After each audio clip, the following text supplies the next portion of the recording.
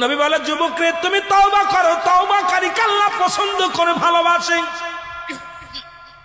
যুবক বলে, নবী গো আপনি আমার চেনেন না, আপনি আমার কথা মনে হয় শোনেন নাই। নবীজি বললেন, তুমি কে গো? যুবক বলি, ইয়া রাসূলুল্লাহ, ইয়া হাবিবাল্লাহ, আপনি কি জানেন না মক্কা মদিনার জমিনে যত কবর দেয়া হয়, এই কবর থেকে লাশ কাপনের কাপড় চুরি হয়ে যায়। নবী গো আপনি কি জানেন না? নবী কয়, হ্যাঁ আমি জানি, কাপনের কাপড় চুরি হয়। এর চাইতে কষ্ট থাকতে পারে? নবী চোখের পানি ছেড়ে বলল, যুবক রে, মানুষ যাবার পরে 3 টুকরা কাপড় মাত্র সঙ্গী।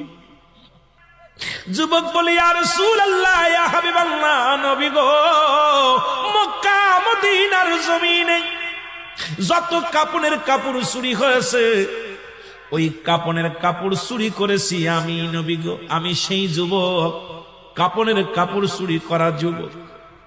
আল্লাহু আকবার। আল্লাহর নবী ডাকতে বলে, যুবক রে, ও যুবক শুনে নাও, তুমি কেমনে কাজটা করলা? তুমি মানুষের কাপনের কাপড় চুরি করলা। এ যুবক, দুনিয়ার মধ্যে কি আর কোনো কাজ পাও নাই?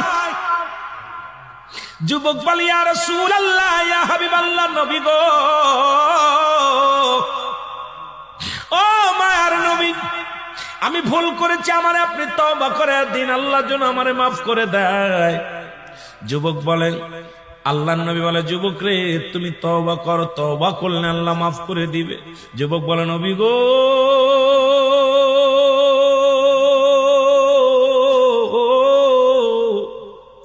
আমার বিশ্বাস এই জমিনের মধ্যে আমি তওবা করলে আমার গুনাহ মাফ হবে না, কারণ আমি এত বড় পাপী, আমি এত বড় অপরাধী।